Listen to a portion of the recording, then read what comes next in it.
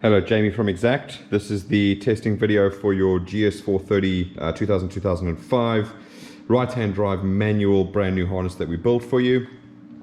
We're quickly going to cut over to what it looks like underneath, because obviously it's all covered up and heat shrink and sealed in. So we'll do that now and we'll come back in a second.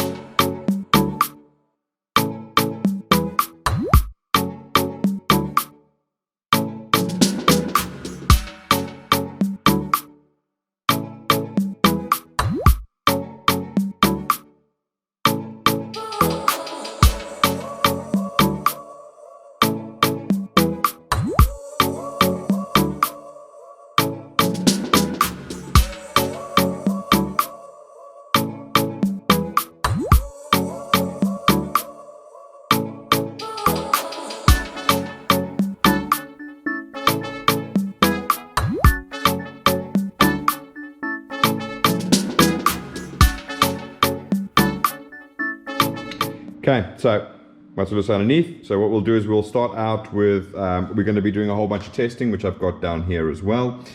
We've got a whole bunch of wires that we're going to go through, which is part of that 9-pin plug that you have to connect into the vehicle. So starting off, we're going to go through the entire harness and how it's laid out on the engine, so you know exactly where everything plugs in. So in the interior to start off with, we've got the ECU. You've got the 3 plugs that go into the main harness section over there. You've got then the section that comes out of the harness and goes into the fuse box there. Then you've got your 2 body plugs over here. One plug coming out is your 6-pin plug for your pedal harness, which is a 2-meter harness there. And then you've got the rest of it coming around and going into the fuse box over there. All right, so that's all the interior side. And moving up along here, we've got your grommet. We haven't heat shrunk that down yet. Once you guys have got it in the car and you've managed to find the best position for the grommet itself, then you just heat that up with a heat gun and then shrink that down, and that's got epoxy compound in there, so that will just seal that up nicely and make it watertight. All right. So following up there, you then come to your T-piece molded boot, which then splits it up into the 2 sections as it goes around. So what we'll do is we'll go down this section over here, and then we'll follow that section over there and go from there. First thing I want to do though is there's a ground coming out here, which then bolts down to the M6 nut bolt that goes in there. You also have the other ground that comes out the other side there. So that's just the grounding point for you there. So following along here, the first thing to come out of the T-piece is your coil 7. Now everything is labeled up for you, so obviously you can't plug anything in the wrong place. So you've got your coil 7 coming out there. Coming further along this breakout, you've got your cam sensor for your left bank. You've got your coil 5 and coil 3 coming out there. The harness then carries on up along here and it breaks out towards the front here and goes to oil control valve for the left bank.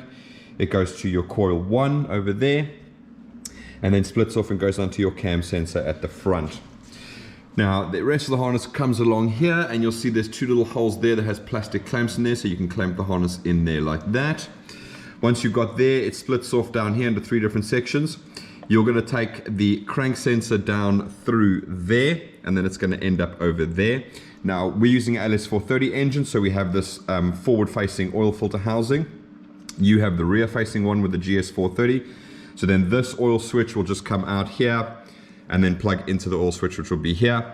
And then your last one is, again, that it does fit in through there. You can bring it out there with the oil, and that plugs into your lambda sensor over there. So we have changed that around. It normally comes through there, but we decided to keep it away from the exhaust and bring it down the bottom over here. Right, so that's that side of the engine. So we'll move over to the other side of the engine now. And coming out of this section over here, as I said, you've got your earth cable that's coming around there. It's a manual, so obviously we don't have any gearbox harness that comes out there. Then you've got your sub harness, which is the one that goes underneath, and that's for your 2 knock sensors and your starter. You've obviously got your main power cable coming out there. This is separate from that. Then the new addition that we've done now is we have all of the injectors and the ACIS, which is the little vacuum solenoid valve underneath the intake. That's a completely separate harness, so that plugs in there. I do have a video on how to install the injector and ACIS harness under the inlet manifold. So obviously you've got to pull the inlet manifold off to put the sub harness and your main starter power cable in. So when that's off, you're going to install the injector harness underneath there and then obviously put it down. So we've done this because obviously a lot of the guys have been saying that the ACIS harness, which is the one that normally comes out here, and sits in this little hook over here is all broken. So we've replaced all of that underneath, all brand new, and it just plugs in there. Also means you can pull the intake off completely without having to disconnect any of the injectors. And obviously, as everybody knows, unplugging and plugging, that's sort of what fatigues the connectors and breaks them. So that's an ideal solution. You've got to replace your starter, you just pull the whole inlet off by unplugging that one plug. Coming further around, then we've got the breakout point here. You'll see this side coming out here, we've got another earth, which is going to go to another M6 bolt over there, and that goes in there. Coming out this side, you've then got coil 8. It's going to come forward down here, break out, go to your cam sensor on the right bank. It's then going to go to ignition 6 and ignition 4, or coil 6 and coil 4. Then it's going to break out a little bit more down here, and then it's going to come out and go to your coolant temp sensor, which sits over there. Then we've also got a temperature wire, which is just a loose wire. Hopefully you can see that, it's just a loose wire there. Now if you look down in here, there is a bolt that you can remove, and you can put your temperature sensor in there. So if you're swapping it to another vehicle, if that vehicle has a dedicated temperature sensor, take that bolt out, fit it into there, and then terminate this wire with whatever is required to fit onto your sensor over there.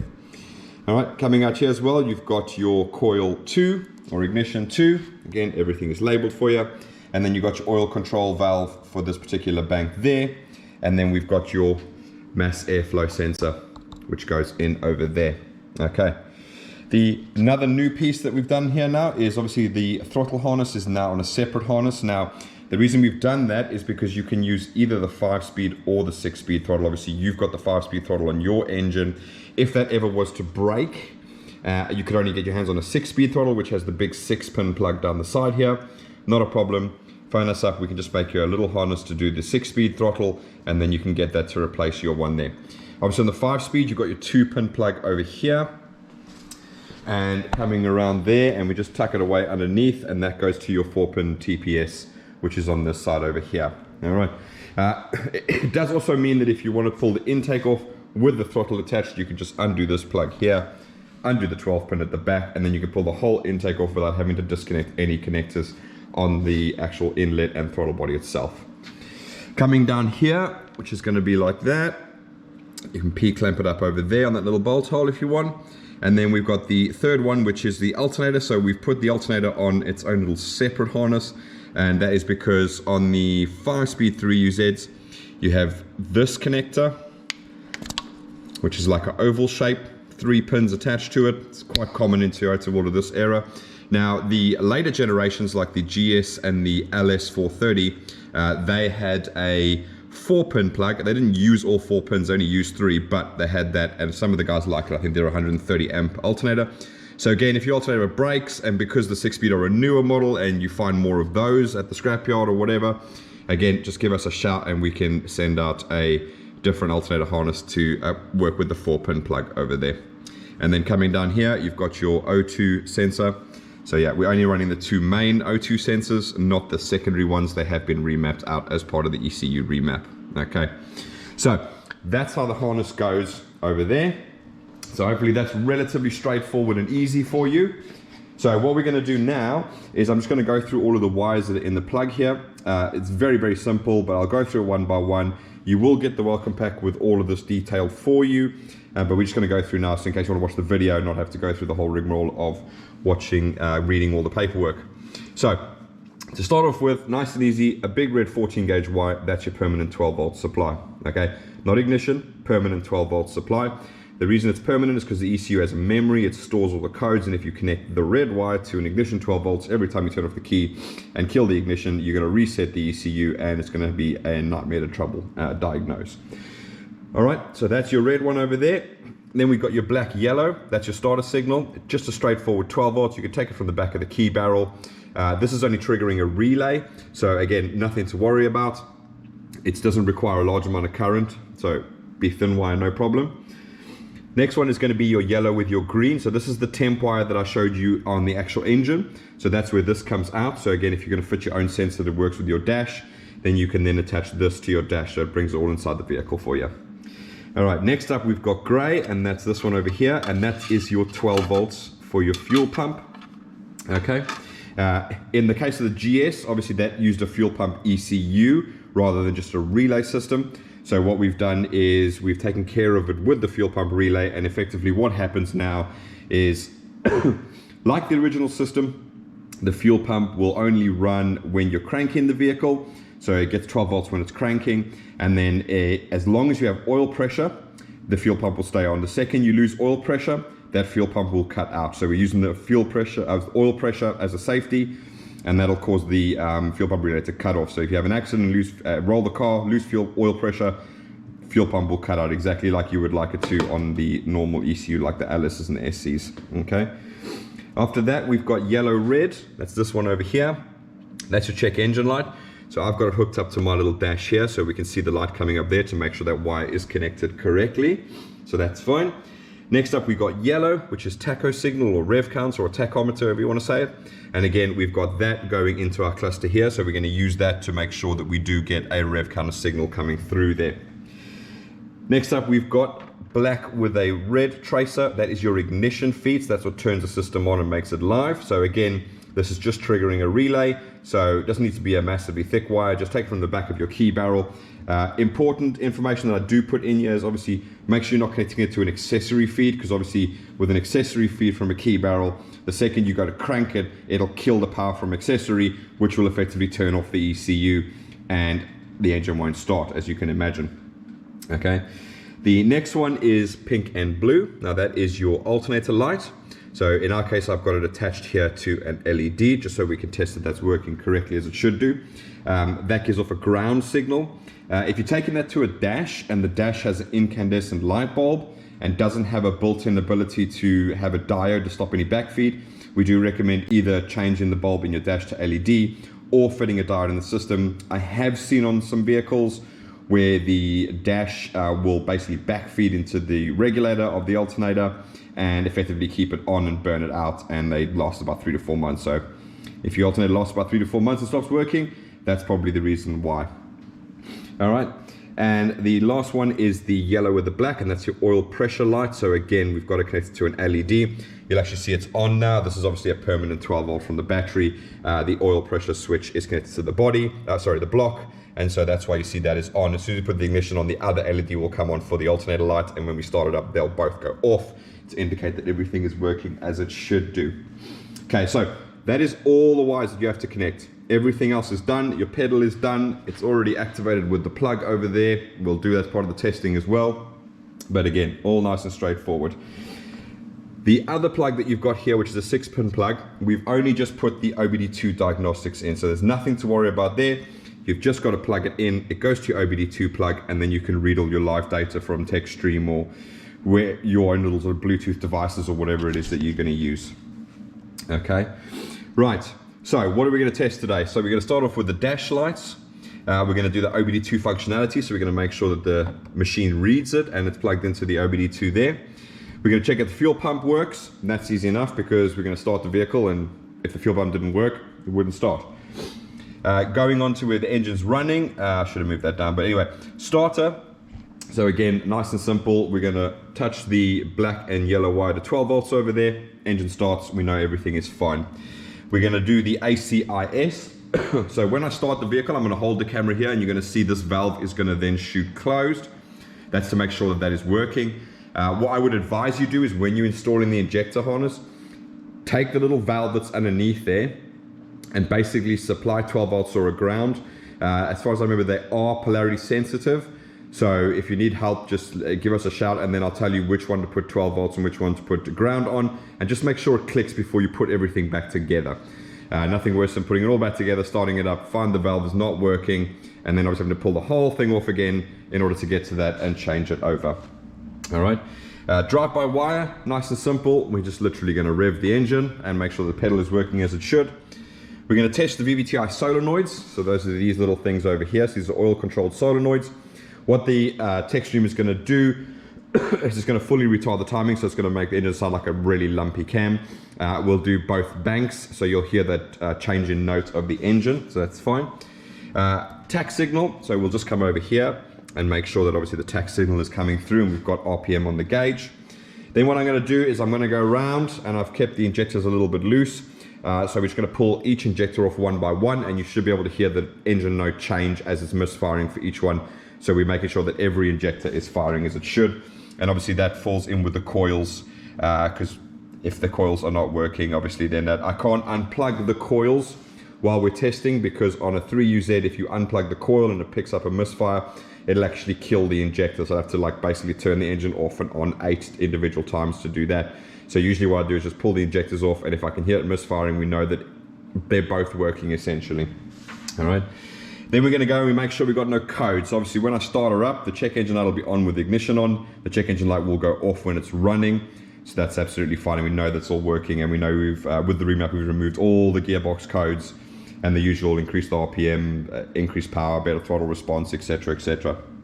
Okay, so to start off with, let's put the ignition on. So we're just going to supply 12 volts to the black with the red. Give me a second while I do that.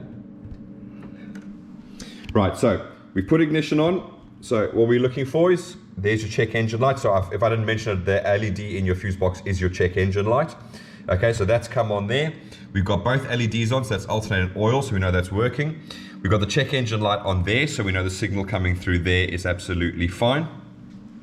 And we're going to move over to the OBD2 machine now. So obviously I've already been in here, so I'm just going to go over to function,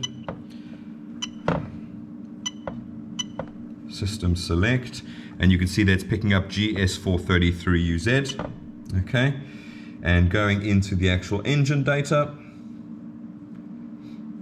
we'll go into data list, and obviously we're going to see the live data over here. So we've got 51 degrees, 16 degrees intake air temperature, 15% throttle, etc. Okay. One thing you'll notice that some people get freaked out when they work around the throttles is obviously it's drive-by-wire, so it does have a hum to it. When you first put the ignition on, it's stone dead quiet. What I'm going to do now is I'm going to hold the camera close to the throttle. I'm going to move the pedal down and watch the hum as I start moving it down. So 3, 2, 1. Hopefully. Okay, so you can hear that. So if you do get a hum from the throttle, absolutely fine. It's drive-by-wire. It's a motor, stepper motor in there that's taking care of that. All right. So we've done that, we're going to test. Okay, so what we're going to do, we're going to start the vehicle up. That's going to indicate that the fuel pump is working exactly as it should. And then we'll run through all the rest of it. So remember, when I start it up, I'm going to hold the camera here so we can see the ACIS valve close down, which is what it should do. And then we'll carry on with the rest of the testing. It is a bit loud because it's only got headers on. So if you can't hear me, the sound does appear like it comes through when I edit the videos. So I'm just going to keep talking as we go along. So let me just put my ear protectors on. Right, okay, so I'm going to hold the camera there, and I'm just going to touch the yellow and black wire onto 12 volts, and then we are A for away and she'll start up.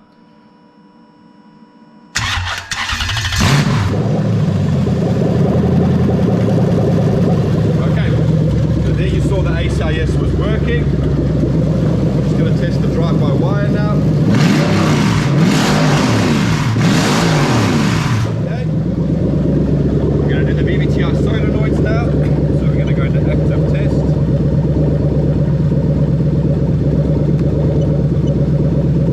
VVT-i control bank 1. Enter.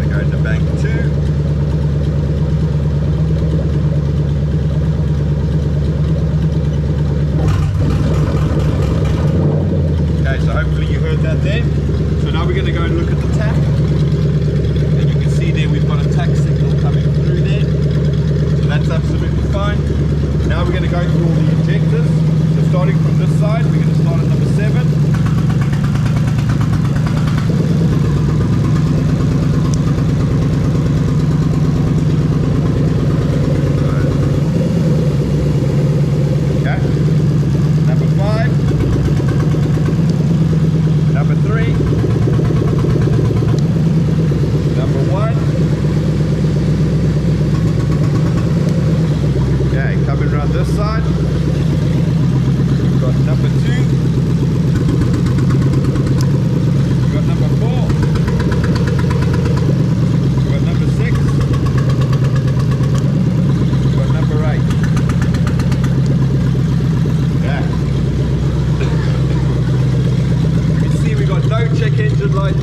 no check engine light there while she's running.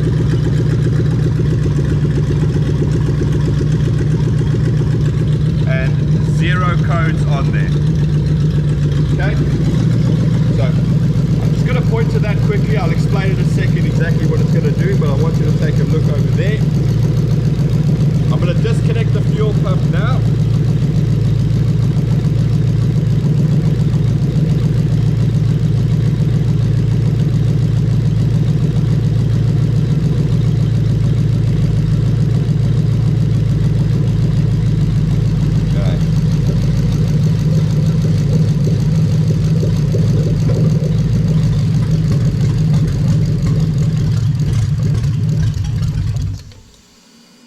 Right, so I just disconnected the fuel pump there. Just wanted to show you that these are the fuel pulsation dampers.